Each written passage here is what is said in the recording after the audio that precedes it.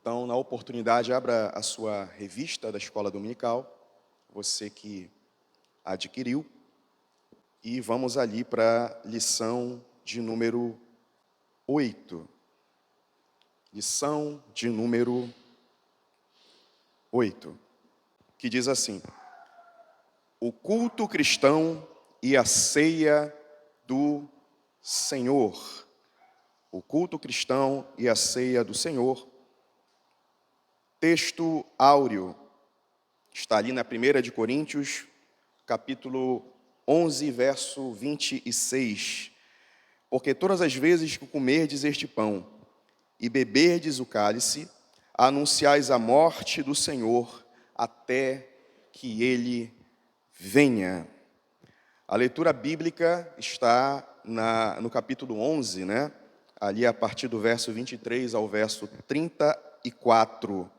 Tá? E os irmãos, espero que os irmãos tenham lido em casa, né? Feita essa meditação aí no capítulo 11 da 1 de Coríntios, que já adianta um pouquinho aqui a nossa aula. Verdade prática: a Santa Ceia é um memorial que celebra a vida, a morte e ressurreição de Cristo até que Ele venha. Como de praxe, em todas as lições das cartas de Paulo, eu começo sempre falando acerca da atualidade das cartas. As cartas de Paulo, elas têm um conteúdo muito atual. Embora tenham sido escritas ainda no primeiro século da igreja, mas elas são muito atuais para os nossos dias, porque elas trazem lições e ensinamentos teológicos que são fundamentais para a vida da igreja. E sempre lembrando que Paulo, ele, quando escreve as suas cartas, ele sempre escreve no interesse de corrigir, de exortar, de trazer lições. Não tem nenhuma carta de amor que Paulo escreve. São cartas de conselhos, de orientações, de exortações. Em algumas, Paulo ele pega até pesado, né? Mas porque era necessário para corrigir os erros da igreja. E a igreja em Corintos é talvez a igreja mais errada ou mais conturbada de todas. Por quê? Porque a igreja de Corintos, como já foi falado aqui, é uma igreja que era rica, não apenas no sentido da prosperidade de recursos, mas era rica também na questão da prosperidade dos dons espirituais. Então era uma igreja que se gabava de sua prosperidade econômica e se gabava da diversidade de dons que manifestava, e esse era o ponto. Os coríntios ficaram carnais. Os coríntios, a exaltação à prosperidade e aos dons tornou eles carnais. O que é um ponto interessante para a gente começar a discutir. Porque muitas das vezes a gente vê igrejas cheias dos dons do Espírito, né? Nós vemos às vezes pregadores, pastores, grandes líderes, cheios dos dons do Espírito, só que a gente não sabe o que por detrás ocorre, seja na vida da igreja, seja na vida do pregador famoso, seja na vida do cantor famoso, seja na vida do líder famoso. É por isso que a gente vê tantas quedas e tantos escândalos acontecerem na vida daqueles que a gente até então rotulava como grandes homens de Deus, de reputação ilibada, mas por alguma razão, em algum momento do caminho, eles caíram, eles fracassaram na sua jornada. Então, a gente observa que a diversidade de dons, ou a diversidade de manifestação de dons, não impedem que uma igreja ou que um crente não venha a falir na sua fé, a falir na sua vida espiritual. E a igreja em Coríntios era um exemplo disso. Uma igreja rica em dons espirituais, mas uma igreja pobre em moral, pobre em ética, pobre e falida na sua vida de comunhão com Deus. Queridos, os capítulos 11, 12, 13 e 14, a sequência, 11, 12, 13 e 14, é uma sequência onde Paulo ele trata de alguns assuntos muito importantes. A questão da posição da mulher na igreja e a questão do uso dos dons. Então, Paulo ele usa o capítulo 11, onde ele fala da questão da posição da mulher, que é o que nós vamos tratar hoje, e também a gente vai trazer algumas orientações sobre a Santa Ceia do Senhor. E o capítulo 12, 13 e 14 são 3 capítulos especificamente onde Paulo ele trata exatamente do uso dos dons. Por quê? Por conta da bagunça que era o culto praticado na igreja de Coríntios. Era uma bagunça. Era gente falando em línguas para cá, gente falando em línguas para acolá. Era uma desordem total, no uso dos dons, então, profecias e etc, etc. Então, Paulo ele escreve esses 3 capítulos dentro da primeira carta aos Coríntios, capítulo 12, 13 e 14, onde a gente vai tratar especificamente da questão dos dons. Essa questão do véu é bem polêmica. A gente vai falar sobre a questão da festa do ágape, que é uma festa que antecedia ou que acontecia concomitante à celebração da Santa Ceia, e vamos finalizar falando sobre as orientações que Paulo traz sobre a ceia. Bom, abra sua Bíblia, por gentileza, irmãos, ali no capítulo 11, a gente vai fazer, como de costume, o verso a verso do capítulo. Mas antes disso, vamos tentar entender essa questão do véu, questão polêmica do véu. Mas entenda, antes de mais nada, que a primeira pergunta, a mulher na igreja de Cristo, hoje, é obrigada a usar o véu? A resposta é um não. A mulher na igreja de Cristo, hoje, é obrigada a usar cabelo comprido? A resposta é um sonoro não. A gente tem que falar a verdade. Eu não falo nada de mim mesmo, tá, meus irmãos? Eu falo o que está na Bíblia. Eu falo o que está na Bíblia. O grande erro de muitos pregadores ou ensinadores é isso. É querer pregar o que não está na Bíblia. Quando você prega o que está na Bíblia, não tem erro. Dá tudo certo. Então, por que que Paulo ele implica nessa questão do véu? Paulo ele gasta mais da metade do capítulo 11 falando sobre o véu. Por quê? Irmãos, o véu ele simbolizava respeito, honra, recato e pureza da mulher. Dentro da cultura judaica, dentro da cultura de muitos povos da antiguidade, os povos ali do Oriente, povos ali da Ásia, o véu ele representa autoridade, porque significa que a mulher está debaixo de uma autoridade. Quando a mulher era solteira, ela estava debaixo da autoridade do seu pai. Caso não tivesse pai, estaria debaixo da autoridade do irmão mais velho ou do irmão mais próximo em idade. Uma vez casada, ela estaria debaixo da autoridade do seu esposo. E se ela se tornasse viúva, ela voltaria à autoridade do pai ou à autoridade do irmão mais velho, se não tivesse pai, até contrair um novo casamento.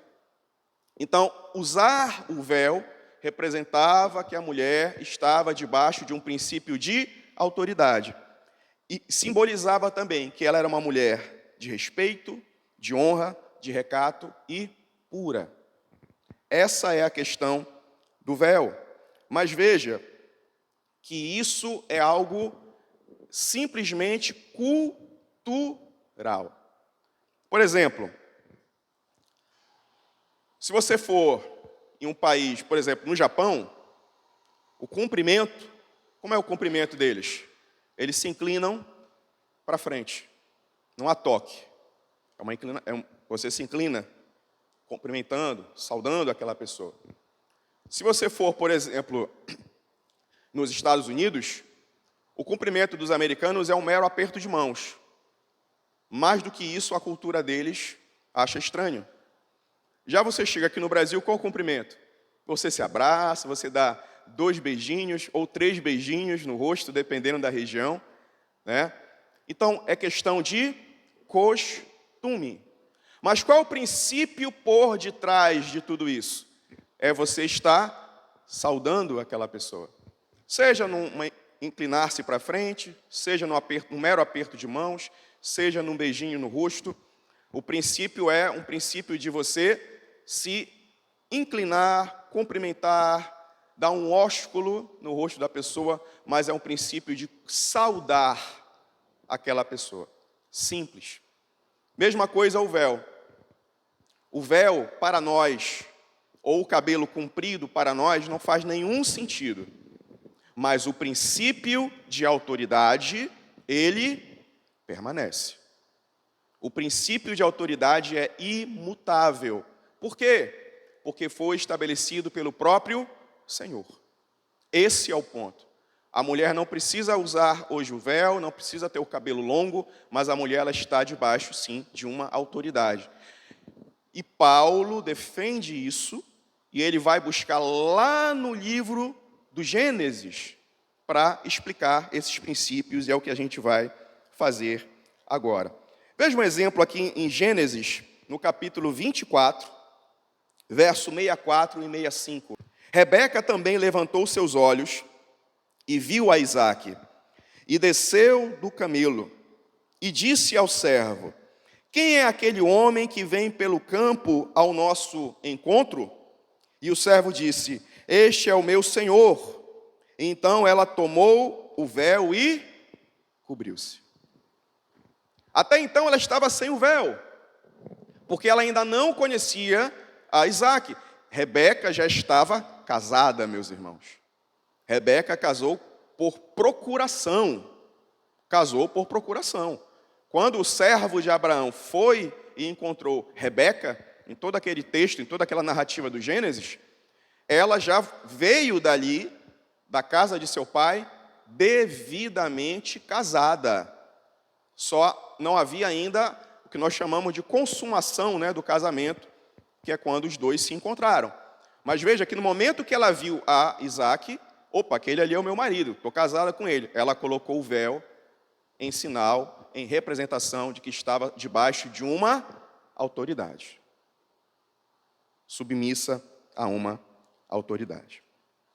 Queridos, o véu possuía um princípio de autoridade, separando qual é o papel do homem e qual é o papel da mulher. O véu significava o papel da mulher no lar, na família e até mesmo na igreja. Mas, enfim, qual a razão dos coríntios, das mulheres ali na igreja em Corinto, estarem criando problema com isso, ao ponto do apóstolo Paulo dedicar mais da metade do capítulo para ensiná-las? Qual era o problema? A questão é o seguinte: é porque o Espírito Santo ele estava derramando os dons, distribuindo os dons à igreja em Corinto. E as mulheres recebiam o mesmo dom que os homens. As mulheres, elas oravam, as mulheres falavam em línguas, as mulheres profetizavam, as mulheres, elas usavam os dons tal como os homens. Da mesma forma, não tinha nenhuma diferença.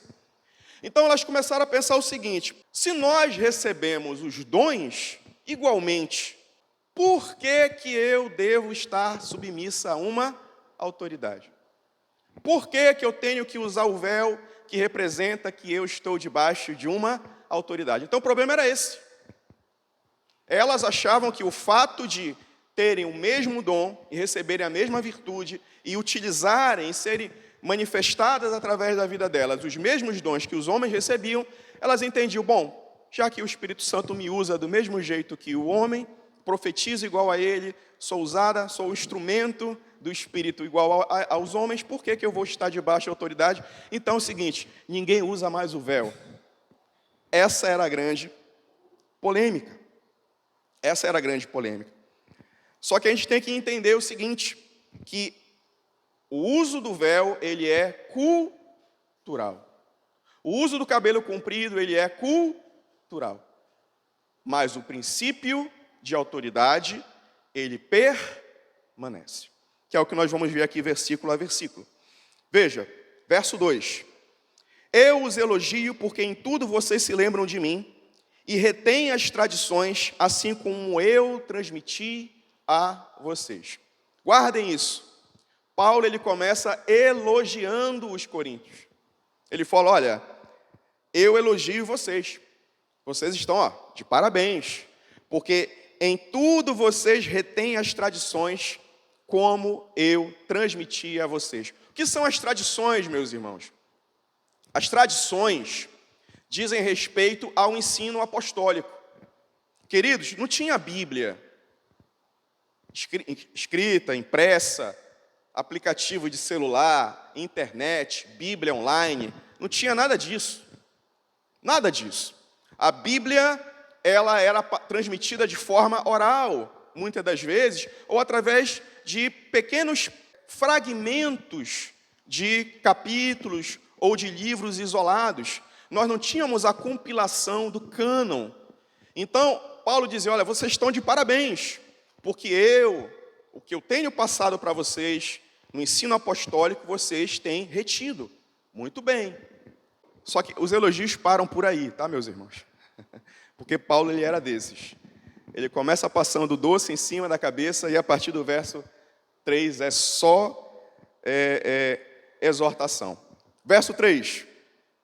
Quero, porém, olha só, eu tô elogiando vocês, viu? Mas é o seguinte, porém, aí Paulo começa a descascar com os irmãos lá. Que saibam que Cristo é o cabeça do homem, e o homem é o cabeça da mulher. O homem é o cabeça da mulher, e Deus é o cabeça de Cristo. Vamos arrumar essa frase que ela está meio fora de ordem. Ele fala que Cristo é o cabeça do homem, o homem é o cabeça da mulher, e Deus é o cabeça de Cristo. Então, na verdade, Deus é o cabeça de Cristo. Cristo é o cabeça do homem. E o homem é o cabeça da mulher. Essa é a ordem. Vamos lá. Deus, Cristo, o homem e a mulher. Veja que é uma linha, de cima para baixo, vertical. Deus, Cristo, homem e mulher. E ele começa a apresentar alguns princípios para fundamentar a sua fala. E o principal é o princípio da trindade. Queridos, cabeça do grego, kephale, significa autoridade. Significa posição de comando. Então, Deus está em posição de comando ou de autoridade sobre Cristo, Cristo sobre o homem e o homem sobre a mulher. Princípio de autoridade. Princípio de autoridade. Aí nós podemos olhar através da chamada trindade ontológica e a trindade econômica. O que é a trindade ontológica? Vem da palavra ontos, que significa ser. Então, dentro da trindade ontológica, nós temos 3 pessoas, embora distintas, mas que compartilham da mesma essência. Deus Pai, Deus Filho e Deus Espírito Santo. 3 pessoas da trindade, que compartilham da mesma essência, da mesma glória e do mesmo poder. Os mesmos atributos. Deus Pai, Deus Filho e Deus Espírito Santo. Porém, se nós formos analisar segundo a trindade econômica, embora eles tenham a mesma essência, a mesma glória e os mesmos atributos, eles possuem funções diferentes. Porque a trindade econômica revela-se sobre a questão da salvação. Então, na trindade econômica, nós temos o Deus Pai, Criador, que enviou a Jesus, o Filho, Salvador. E os dois juntos enviaram o Espírito Santo, Consolador.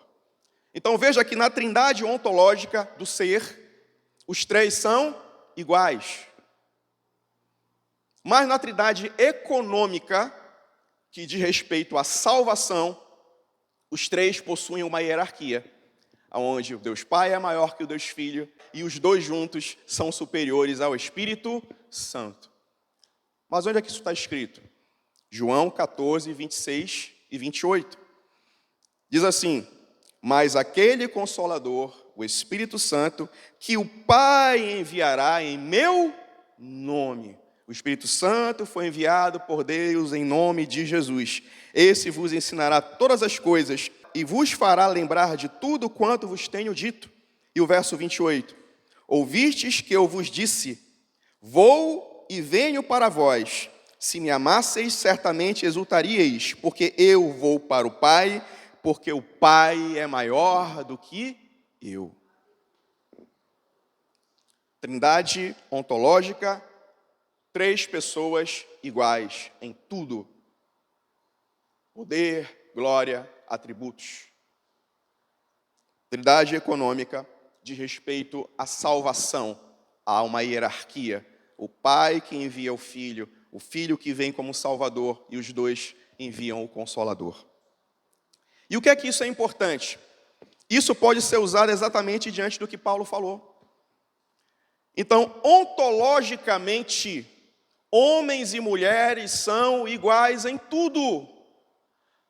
Ontologia, ontos, de respeito ao ser, são iguais em tudo. Em tudo. Por quê? Foram feitos à imagem e semelhança de Deus. Deus criou o homem, Deus criou a mulher, imagem de Deus eles são. Então, ontologicamente, na qualidade do ser, eles são iguais em tudo, não há diferença. Agora, diante do princípio da economia, eles possuem funções diferentes. O homem como cabeça e a mulher como sua adjutora, cabeça no sentido de estar no comando, ter autoridade, e a mulher estar submissa a isso. Mas veja, submissão não no sentido de ser inferior, meus irmãos. Submissão no sentido de funcionalidades diferentes. Homens e mulheres possuem funcionalidades diferentes.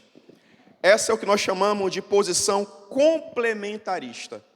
Homens e mulheres se complementam, à medida que o homem tem um papel diferente da mulher, a mulher tem um papel diferente do homem, e os dois juntos, eles se complementam em suas funções.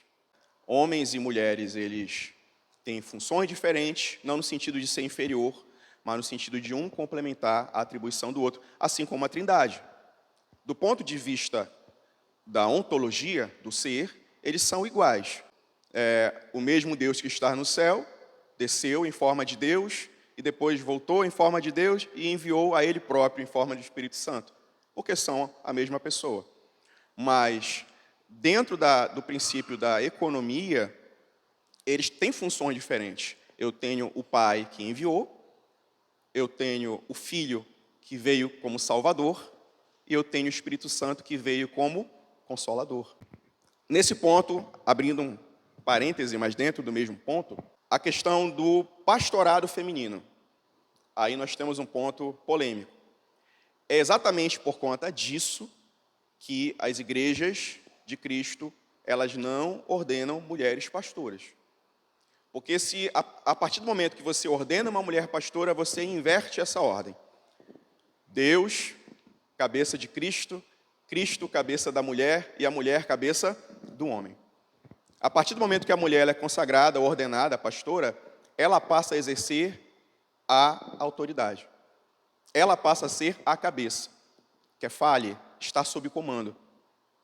E isso inverte a ordem daquilo que Paulo ensinou, e inverte a ordem do princípio da trindade.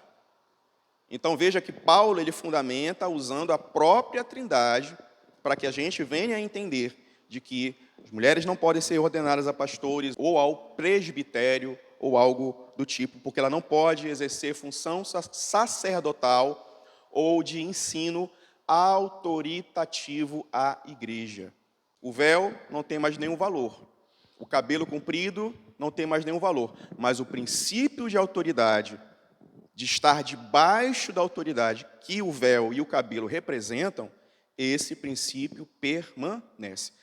Então, quando você ordena uma mulher pastora ou presbítera, você está invertendo esse princípio de autoridade, porque a mulher passa a ter a autoridade sacerdotal e passa a ter a autoridade do ensino dentro da igreja, o que Paulo, ele diverge. Mas alguém vai dizer, porque era um costume patriarcal dos judeus, machistas e tudo mais. Não, é um princípio como nós fundamentamos aqui. Há um princípio na própria trindade divina de autoridade e de funções distintas. Então, o homem foi feito para ser o sacerdote e a mulher a sua adjutora na missão que os dois têm juntos. Amém? Agora a gente tem que ver assim que o movimento feminista ele ganha espaço, e na igreja em Corintos o que acontecia, na verdade, era um movimento feminista. Como eu falei no início da aula, as mulheres elas entendiam que por estarem recebendo os dons do Espírito, elas não precisavam mais estar sob a autoridade do homem. Então, mas isso acontece porque os homens dão espaço. Por quê? Porque eles estão deixando de ser homem. Estão deixando de ser homem. Por quê? Primeiro, pelas ideologias que nós temos hoje em dia. Segundo, porque os homens confundem autoridade com autoritarismo. Nós temos que entender que há uma diferença. O autoritarismo, ele é o abuso. O autoritarismo é a violência. O autoritarismo é a humilhação. O autoritarismo é a violência moral,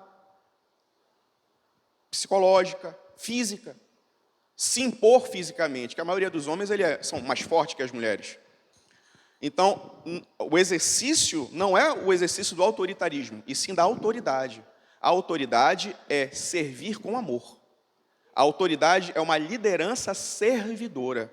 Então, há uma grande diferença do homem que lidera, que comanda a sua casa com amor e com servidão, a sua família, daquele homem que é o machão, né, e que só sabe impor com violência e com ignorância a sua mulher. Então, os homens estão perdendo espaço por conta disso também. Então, a gente não tem só que dizer que o movimento feminino está crescendo, mas está crescendo porque os homens estão virando frouxos, ou então estão sendo machistas demais e, como disse a irmã, estão perdendo a moral dentro de casa, porque mulher não gosta de homem machista. Mulher gosta de homem que ame e a trate como o vaso mais frágil. E Pedro ainda diz o seguinte: se você não cuidar da mulher com respeito, como o vaso mais frágil, sequer as suas orações serão ouvidas. Não é isso? Bom, verso 4, vamos seguir. Todo homem que ora ou profetiza com a cabeça coberta, desonra a sua própria cabeça. Por quê? Se o homem colocar um véu na cabeça, vai se representar que ele está sob autoridade, porque o véu representa a autoridade. Verso 5, 6 e 7. Vamos correr. Toda mulher, porém, que ora ou profetiza com a cabeça descoberta, né? Está com a cabeça descoberta, está fora do princípio da autoridade. Desonra a sua própria cabeça, porque é como se tivesse rapada. Portanto, se a mulher não cobre a cabeça, neste caso, que rape o cabelo. Mas se é vergonhoso para a mulher tosquear-se ou rapar o cabelo, que ela cubra a cabeça, porque o homem não deve cobrir a cabeça, por ele ser imagem da glória de Deus, mas a mulher é glória do homem. Esse versículo aqui, o verso 7, é interessante, que ele fala que o homem não deve cobrir a cabeça por ser a imagem da glória de Deus. Queridos, o homem foi criado por Deus, a partir do pó da terra, e o homem recebeu o próprio fôlego divino. Então, o homem ele foi criado por causa de Deus, e a mulher foi criada por causa do homem. Mas a mulher é glória do homem. Veja que tudo que Deus fez na criação, ele viu que era bom. Criou a luz e viu que era bom. Criou os céus e o firmamento, viu que era bom. Criou os animais, viu que era bom. Criou as pastagens, relvas, florestas, mares e viu que era bom. A única coisa que Deus disse que não era bom era que o homem estivesse só. E viu Deus que o homem estava só e disse: não é bom. far-lhe-ei uma adjutora, uma companheira, uma auxiliar. Então veja, Deus, o homem é glória para Deus, e a mulher é glória para o homem. O homem é glória para Deus, e a mulher é glória para o homem. Verso 8: porque o homem não foi feito da mulher, mas a mulher foi feita do homem. Porque também o homem não foi criado por causa da mulher, mas sim a mulher por causa do homem. Aqui nós temos um princípio de propósito. Então, qual foi o propósito do homem ser criado? Dar glória a Deus. E qual foi o propósito da mulher ser criada? Dar glória ao homem, para que ele não estivesse só. Gênesis 2,18, disse o Senhor Deus, não é bom que o homem esteja só, far-lhe-ei uma ajudadora idônea. Veja que Paulo o tempo todo indo lá, tomando princípios da criação, que é exatamente para que a gente entenda que não se trata meramente de questões patriarcais ou de cultura patriarcal, mas são princípios divinos. Nós falamos do princípio da trindade ontológica, a trindade econômica e agora o princípio do propósito. Então, o propósito do homem, o homem não foi feito da mulher, mas a mulher foi feita do homem. O homem dá glória a Deus e a criação da mulher dá glória ao homem. O homem como o cabeça e a mulher a sua adjutora sob o papel submisso, repetindo, mas não em questões de inferioridade, e sim de funcionalidades diferentes. Verso 10: portanto, por causa dos anjos, a mulher deve trazer um sinal de autoridade na cabeça. Que sinal é esse de autoridade? É o véu. Mas como assim por causa dos anjos? Aqui é um texto um tanto difícil de entender, mas vamos entender da seguinte forma. Tem duas explicações, uma meio estranha e uma que eu acho mais plausível. A primeira, isso é uma interpretação rabínica. O livro de Enoque, que é um livro que não entrou no cânon oficial da Bíblia, né, nós temos ali no livro de Enoque que os anjos caídos, eles coabitaram, tiveram relações com as mulheres, e dessas relações nasceram os Néfilins. Está lá em Gênesis capítulo 6. Então Paulo está dizendo o seguinte, olha, os anjos, eles teriam, segundo alguma ideia dos rabinos judeus, se apaixonado pelas mulheres por causa do cabelo. Por causa do cabelo. Eles se encantaram com o cabelo das mulheres e assim se relacionaram com elas, e dali nasceram os Néfilins, os gigantes, lá de Gênesis 6. Só que, lá em Mateus 22:30, diz que os anjos não se dão em casamento. Então, essa teoria ela é furada, ela é falha. A teoria mais aceita, meus irmãos, é o que nós entendemos lá de Hebreus 1,14, que diz assim: os anjos são ministros de Deus enviados para servir a favor daqueles que hão de herdar a salvação. Então a ideia é que há anjos presentes entre nós. Há anjos presentes durante o culto. Portanto, por causa dos anjos, tipo assim, você não quer usar véu porque eu, Paulo, estou falando? Tá bom, então usa por causa dos anjos que estão se manifestando dentro e ministrando as bênçãos de Deus durante o culto ao Senhor. Verso 11, isso aqui é muito importante, 11 e 12. No Senhor, todavia, nem a mulher é independente do homem, nem o homem é independente da mulher. Os dois precisam um do outro, eles são interdependentes. Porque assim como a mulher foi feita do homem, assim também o homem nasce da mulher, e tudo vem de Deus. Então, Paulo está dizendo, olha, o homem é o cabeça, certo. O homem tem autoridade sobre a mulher, certo. Há uma hierarquia dentro da relação. Deus o cabeça de Cristo, Cristo o cabeça do homem, o homem o cabeça da mulher, certo. Porém, ele fala que eles são interdependentes. O homem precisa da mulher, a mulher precisa do homem. Embora o homem tenha sido feito do pó da terra e recebido o fôlego de vida do próprio Deus, e a mulher tenha sido feita a partir do homem, ou seja, o homem é glória de Deus e a mulher é glória do homem, eles são interdependentes. Irmãos, o único que não tinha umbigo era Adão. Depois de Adão, todos os homens têm umbigo, porque eles são nascidos de mulher. Todo. Passa a mão na sua barriga aí, você homem, você vai ver que tem um umbigo. Que é para lembrar que você nasceu de mulher e que, embora você seja o cabeça, você depende dela também. É isso que Paulo está dizendo. Amém? Seguindo, verso 13 ao 15. Mais um princípio, o princípio da natureza. Julguem entre vocês mesmos, é próprio que a mulher ore a Deus com a cabeça descoberta? Ou a própria natureza não lhes ensina que é desonroso para um homem usar o cabelo comprido? E que, tratando-se da mulher, é para ela uma glória?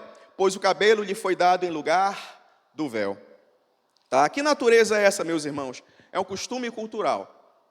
Aqui Paulo está dizendo o seguinte, que a própria natureza não lhe ensina que é desonroso para o homem usar o cabelo comprido. É natureza no sentido cultural, a natureza das coisas. A mulher, cabelo comprido, o homem, cabelo curto.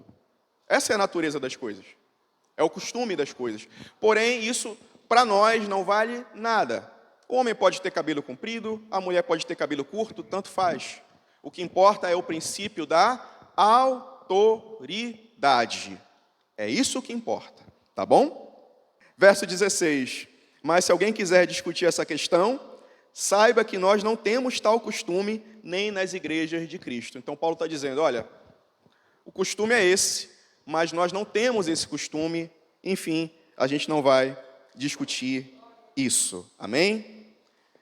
A segunda parte da aula, meus irmãos, é sobre a questão da ceia do Senhor. O que é a ceia do Senhor? A ceia do Senhor é um ato memorial, meus irmãos. É um ato memorial.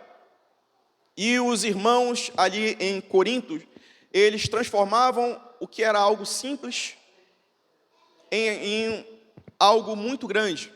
Eles realizavam grandes banquetes, grandes festas, que eram conhecidas como festa do ágape, ou festa do amor. Você vai encontrar várias referências bíblicas sobre isso, sobretudo lá no livro de Judas, que é capítulo único, verso 12. Ele faz referência à festa do ágape e à festa do amor. Então era costume das igrejas, uma vez na semana, certo?